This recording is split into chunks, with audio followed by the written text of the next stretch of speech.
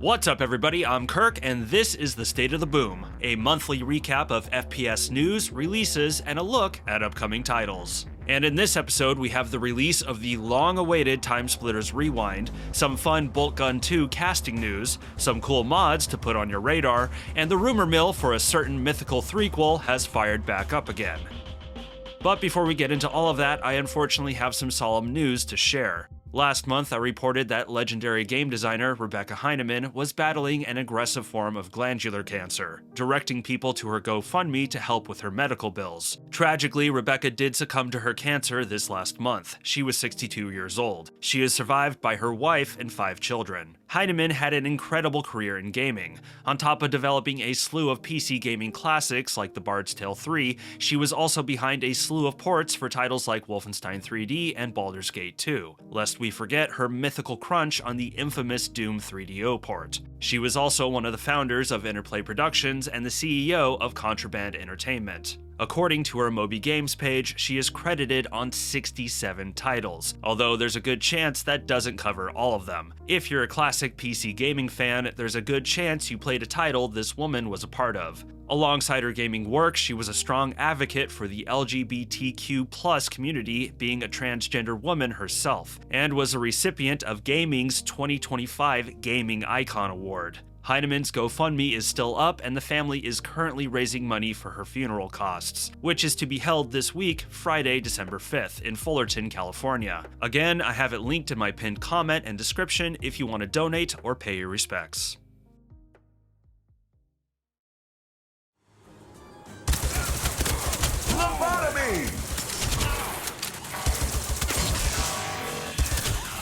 Some big news for the Timesplitters community this last month, as an early access build of Timesplitters Rewind was finally released to the public. Timesplitters Rewind is an in-development, free, fan-made project that initially set out to remake the multiplayer mode from the trilogy of legendary shooters, being Timesplitters, Timesplitters 2, and Timesplitters Future Perfect. But in recent years, the scope of the project has grown to also remake the single-player content from all 3 games, as well as include new and original content. It has been in development for years, 13 to be precise, with over 200 contributors working on it, and according to the project timeline on their official site, it had one messy development. I have the timeline site linked below. I highly recommend you read through it for yourself. But essentially, this one went through the ringer and then some. Tons of technical issues, multiple engine changes from CryEngine to Unreal, then back to CryEngine, then back to Unreal, and all while the Timesplitters IP was going through its own hullabaloo, with its ownership switching hands multiple times. The project didn't really get its act together until 2020, with, according to the website, the COVID-19 pandemic skyrocketing development, with Rewind's contributors likely having nothing but time to work on it during lockdown. And long story short, bing bang boom, we finally got this early access build. Seriously, peek that timeline. It's more or less an outline for a future Maddie McMuscle's What Happened video. While the road has been long, the good news is that this first build, despite being incomplete, is wonderfully meaty. Featuring the full Timesplitters single-player campaign, which can be played in online co-op, along with the challenge mode and the multiplayer arcade mode, featuring 28 maps, 20 game modes, 96 characters, and 41 weapons. 55 burgers, 55 fries, 55 tacos, 55 pies!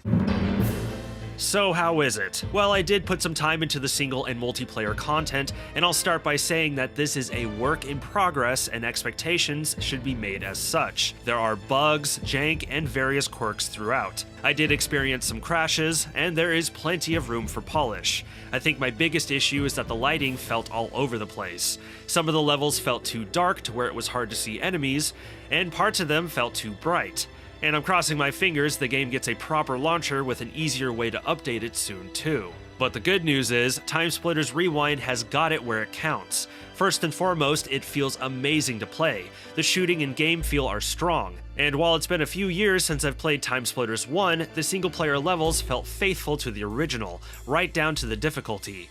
And while I do think the visuals need some work, for the most part the game does look good.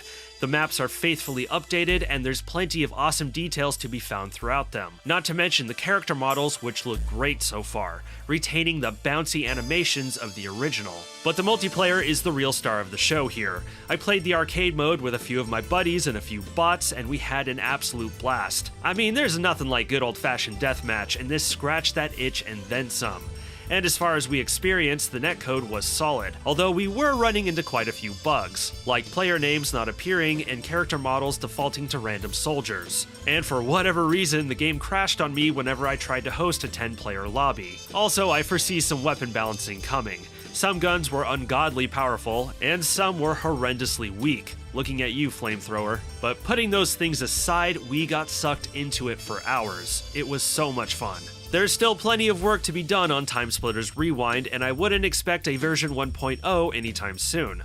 But I would say this is a promising start, and I am very excited to see where it goes. Timesplitters fans, do yourselves a favor and check this out. To remind, it's totally free and will remain that way. Although again, keep expectations in check.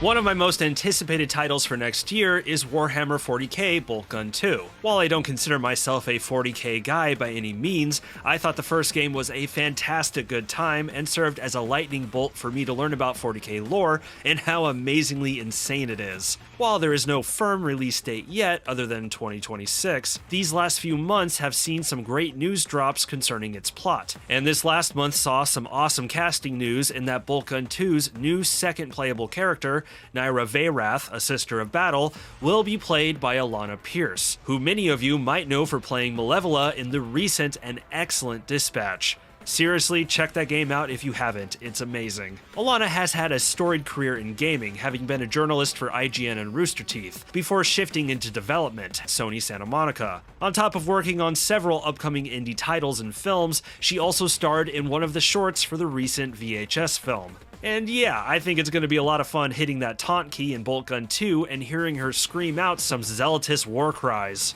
Now, the real fun part about this news is that Alanah is in a couple with Boltgun 1's voice actor Rahul Kohli, who is returning as Malam Kaido. Most of you know him as Sheriff Hassan from Midnight Mass, and he is starring in the upcoming Housemarque game Saros. And I just think it's adorable, especially since they're both diehard Warhammer fans. Either way, I can't wait to play Boltgun 2, and hopefully we get more news on it alongside a release date soon.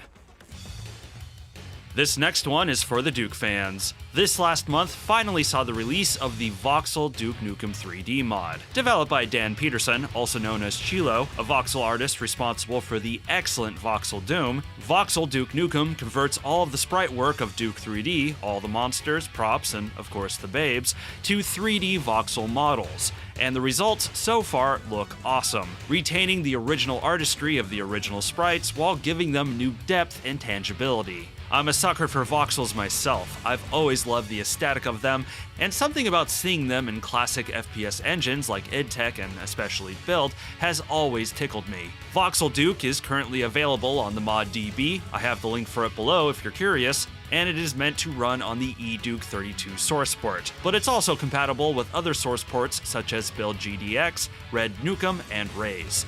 Go check it out and let me know what you think. Did I ever tell you what the definition of insanity is?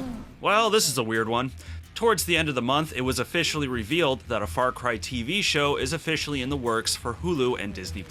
Now, while I've enjoyed some Far Cry titles in my time, I don't think I'm alone in saying that the franchise isn't high on my list of game properties I want to see adapted to television. But what does pique my interest is who's behind it, as the show will be executive produced by Rob Mack, formerly Rob McElhenney, yes, he legally changed his name to be the easier spelling, and Noah Hawley. Many people know Rob Mack from the long-running Always Sunny in Philadelphia, and while I do love that show, I was more impressed with his recent series Mythic Quest, which despite its unfortunate ending, had a lot of good laughs, character development, and heart. Noah Hawley, however, recently blew everyone away with his show Alien Earth, which was one of my favorite surprises of the year. These are two very smart storytellers, and yeah, I am curious to see how a Far Cry show could turn out with them at the helm. Could be a nice, unexpected surprise. could be. Very little is known about the show in terms of plot, but the plan is to keep in line with the games, with every season being a different story and setting. My money is on the first season adapting the plot of Far Cry 3, but you never know, could be a crack at the original story or an original tale altogether. Either way, there's lots to draw from in this franchise. Although personally, I hope the words Blood Dragon are being thrown around in that writer's room.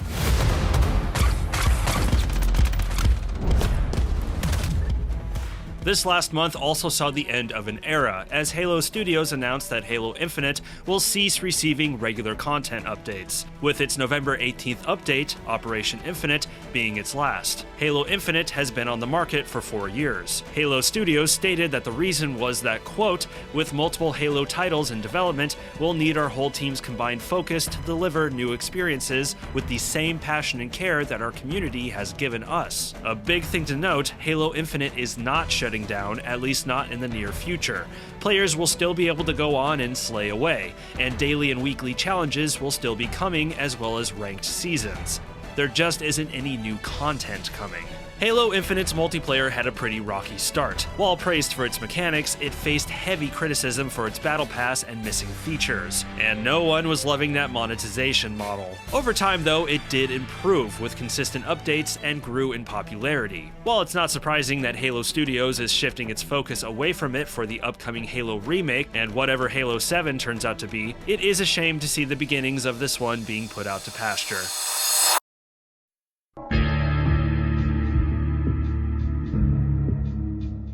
I honestly can't believe I'm covering this, but there was so much attention to this last month, it's unavoidable. Yes, the Half-Life 3 rumors have returned. In these past few weeks, there have been a flurry of rumors, reports, and social media posts claiming that a Half-Life 3 reveal was imminent, with some claiming the game is already finished, pointing to the upcoming Game Awards, set to stream on December 11th, as the place where it will officially drop.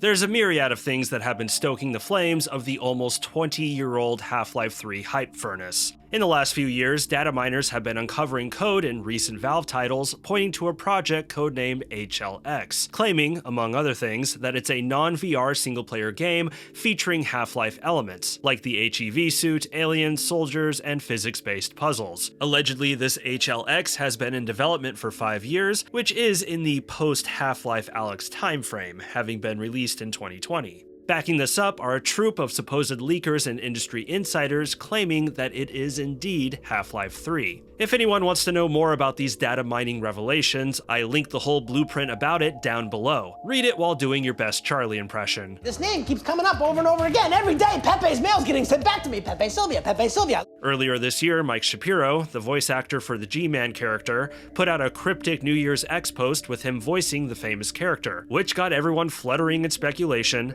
May the next quarter century deliver as many unexpected surprises. Then there's the recent reveal of Valve's new console, the GameCube, Steam Machine, with speculations that Half-Life 3 could be a launch title for it, which would follow a trend of Valve releasing software to support and hype their hardware. The Lab and Half-Life Alyx showcased the capabilities of their Vive headset, along with VR in general, and Aperture Desktop showed off the Steam Deck. And yeah, having Half-Life 3 be a launch title for their new black box would do wonders for it. The other big one was the Game Awards making an X post celebrating the original Half-Life's 27th anniversary, which is odd as 27 is not a common anniversary to highlight. However, as many have pointed out, the Game Awards puts out a post like that every year. Although, to be fair, Jeff Keighley covered the development of Half-Life 1 and 2 with his Final Hours articles, along with Portal 2 and Half-Life Alyx. So if the day ever comes, he would likely be the one to help announce it and cover its development. So do I think a Half-Life 3 announcement is imminent? Nope, not at all. I think we're about to be disappointed again. Now, for those that are confused by my pessimism, I've been a Half-Life fan for over half my life now. I picked up a copy of 2 on launch day for PC when I was 14 years old. I still remember installing it through the first version of Steam, which was a nightmare on my family's 56K modem. Well worth it though.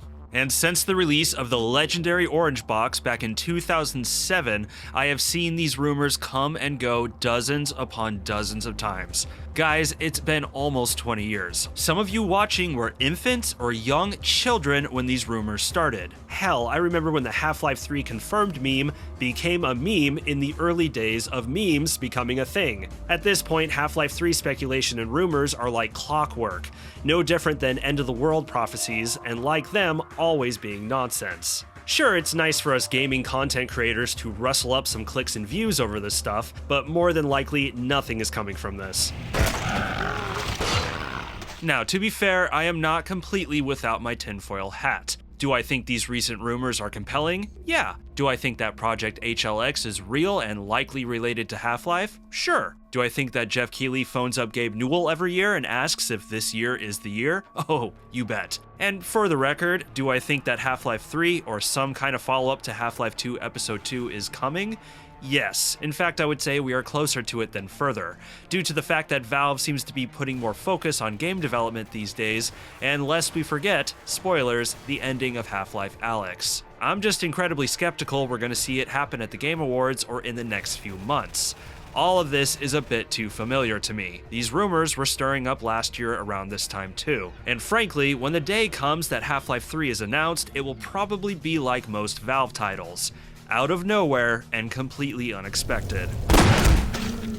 I absolutely hope I'm wrong. Truly, I want to be wrong. Admittedly, my pessimism is a defense from disappointment I've experienced these last 20 years. But can you blame me? It's been 20 years, and experience has taught me to take these things with the smallest grain of salt. However, if I am wrong, and in a few weeks we finally glimpse the return of Gordon Freeman and his iconic crowbar during the Game Awards, I will be cheering and crying alongside all of you.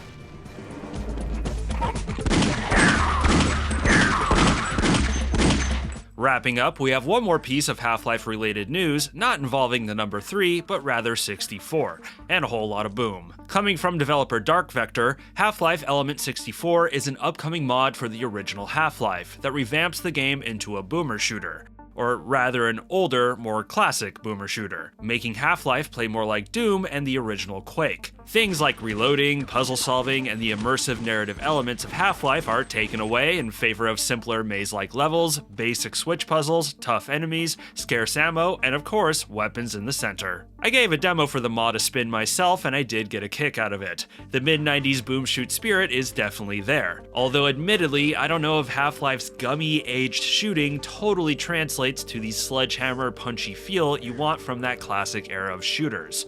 And I do feel like something is missing, like it needs a shot of adrenaline or some sort of edge to it. It's absolutely worth checking out though, especially if you're a Half-Life fan and a fan of the boom shoot scene. The demo is currently available on Steam. There's no release date for it yet, but it is set to release with 4 episodes with a host of levels each. Now we head into last month's releases. But real quick, if you've watched this video up to this point and have been enjoying it, please consider subscribing and liking if you haven't. That sort of support is what makes this channel possible. Kicking off the month, silly roguelite arena shooter Retail Therapy stormed onto Steam for some customer service carnage. Also on the 4th, 4v1 PvP zombie shooter 7 Days Blood Moons shuffled on the Steam Early Access. The open-world FPS with RPG elements, Second Son, also kicked off the month on Remember the 5th of November, and colorful hack-and-slash Rebel Engine released the next day on the 6th, along with zombie horde shooter Ravenous Horde, and Counter-Strike throwback It Takes a War also spawned on the 6th. November 7th saw old-school boom shoot End Them Soldier blast onto Steam, with a title that provides a clear objective. Void Train released into 1.0 on the 7th for PC, Immersive Sim Ambrosia's Sky Act 1, the first act of 3, released on November 10th, where you take on zero-G anomalies and deadly alien fungus with a variety of tools and weaponry. Call of Duty Black Ops 7 deployed on the 13th and received pretty lukewarm reviews and a negative response from the fanbase. Perhaps putting Godzilla-sized soldiers in your game and dusting off one of the least popular eras of the franchise wasn't the way to go. The original extraction shooter, Escape from Tarkov, finally released into 1.0 on the 15th, to a somewhat mixed reception on Steam. Brush Burial, Gutter World, the dark immersive sim with an emphasis on melee combat, drop-kicked onto PC on the 19th.